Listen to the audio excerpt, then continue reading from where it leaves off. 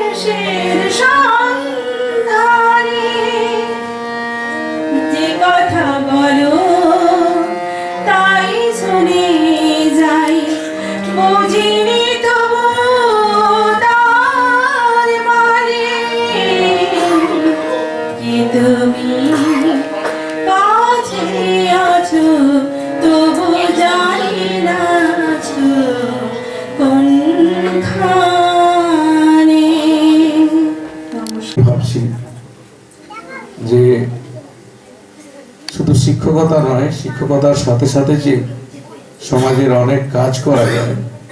আমি শুনছিলাম যে উনি প্রাথমিক স্কুলের শিক্ষক ছিলেন। আজকের দিনে দাঁড়িয়ে আজকের সময়ে অনেকাংশ শিক্ষকদের সঙ্গে তুলনা করাটা খুব কঠিন। তার কারণ এখনকার শিক্ষা ব্যবস্থার সাথে আমাদের শিক্ষক শিক্ষিকা এবং পরিবেশের যে ইন্টার রিলেশন, সেটা অনেকটা বিচ্যুত। কিন্তু স্যার প্রমাণ করে দিয়েছেন এবং করতে চাইছেন, বোঝাতে চাইছেন, সমাজের পরিবর্তন চাইছেন, যে রিটায়ার করার পরেও, যেটা মৌসুমী ম্যাডামও বলে গেছিলেন, যে প্রাক্তন বলে কোনো ওয়ার্ড ডিকশনারিতে থাকলেও শিক্ষকদের ক্ষেত্রে ব্যবহার করাটা যথোপযুক্ত নয়। সেটা তিনি তার অবসরকালের পরেও তিনি সারা সমাজের কে নতুন নতুন পথের দিশা দেখাচ্ছেন এবং একটা নতুন মাইলস্টোন তৈরি করছেন সবংয়ের বুকে। তো আমাদের শিক্ষা নেওয়া উচিত। আমরা বিবেকানন্দের ভাষায় বলবো যে বি ম্যান মেক ম্যান। আমরা মানুষ হব এবং মানুষ তৈরি করব, এই চিন্তা ভাবনা নিয়ে যদি আমরা এগোতে পারি, শুধু আমি নয় আমরা সবাই, তাহলে একদিন অবশ্যই আমরা একটি সুন্দর জাতি ধর্ম বর্ণ নির্বিশেষে একটি বৈচিত্র্যপূর্ণ সাংস্কৃতিকপূর্ণ ভারতবর্ষ তৈরি করতে পারব। আমার পূজ্যপাদ পিতৃদেব স্মৃতিতে পশুপতি স্মৃতি শিক্ষক সম্মান দেয়া হচ্ছে। এটা আজকে 17 বছর দেয়া হলো এবং পূজ্যপাদ পিতৃব্য রামহরি সিটের স্মৃতিতে এটি প্রতিষ্ঠান তৈরি করেছে রামহরি সিট মেমোরিয়াল ফাউন্ডেশন। তার আর্থিক দায় বহন করেন রামহরিবাবু নিজেই, তিনি নেই, তিনি আজ থেকে 60 বছর আগে চলে গেছেন। তার কিছু ভূসম্পত্তি আমাকে দিয়ে গেছিলেন, তার কিছুটা দু ভাইকে দেওয়া হয়েছে, বাকি কিছুটা আছে, সেই বিকৃত অর্থ থেকে এটা দেওয়া হচ্ছে, তার সঙ্গে আমি কিছু দিই।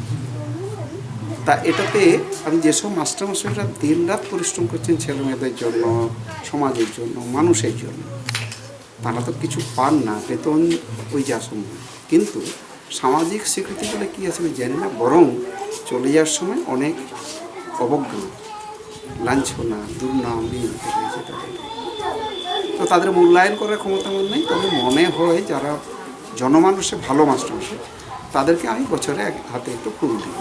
এটাই আমার কাজ, আজকে 17 বছর ধরে হচ্ছে এই অনুষ্ঠান আজকে। আর তার সঙ্গে নতুন কিছু এবছর শ্রী মধুসূদন দত্তের 200 জন্ম বার্ষিকী উদযাপনের জন্য আমি একটি প্রবন্ধ প্রতিযোগিতা করেছিলাম। তাতে প্রায় 62 জন প্রতিযোগী আমার অংশ নিয়েছিল, তার মধ্যে 15 জনকে আমরা পুরস্কৃত করতে পেরেছি, নগদ সামান্য অর্থ এবং মেডেল দিয়ে আর মানপত্র দিয়ে। আর সেই সঙ্গে কিছু ক্রীড়া সম্ভাবনাময় ছেলেমেয়ে যারা আগামী দিনে বড় হবে আশা করি, তাদেরকে আমি একটু উৎসাহ দেওয়ার চেষ্টা করি। আর সমাজের একবারে অবহেলিত নগণ্য, যাদেরকে সবাই দেখেও দেখতে পাইনি, এমন 2জন মানুষকে আমি পথ চলতি হঠাৎ দেখতে পেয়েছি, তাদের ডেকে একটু হাতে ফুল দিলাম।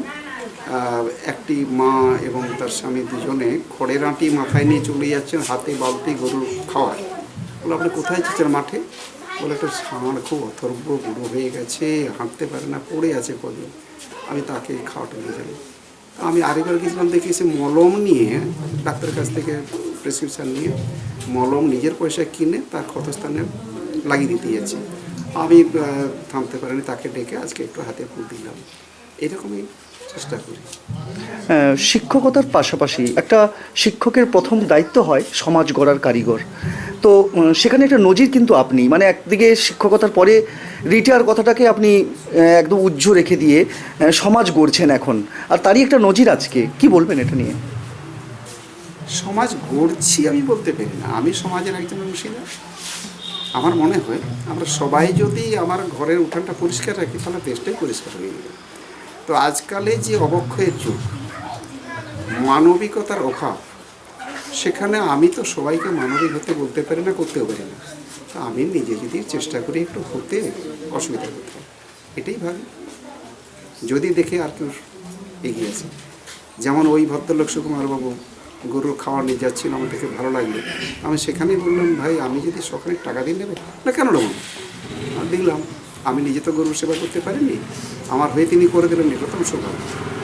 আমি সেটাই ভাবি। ঠিক আছে, আপনার নাম, ডেজিগনেশন? আমার নাম রাধানাথ সিট, প্রাক্তন শিক্ষক। হ্যাঁ, একটি প্রাথমিক বিদ্যালয়ের শিক্ষক ছিলাম, সেটা আমার হাতে প্রথম দিনের গড়া।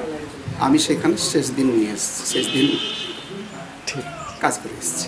ঠিক আছে, থ্যাংক ইউ স্যার।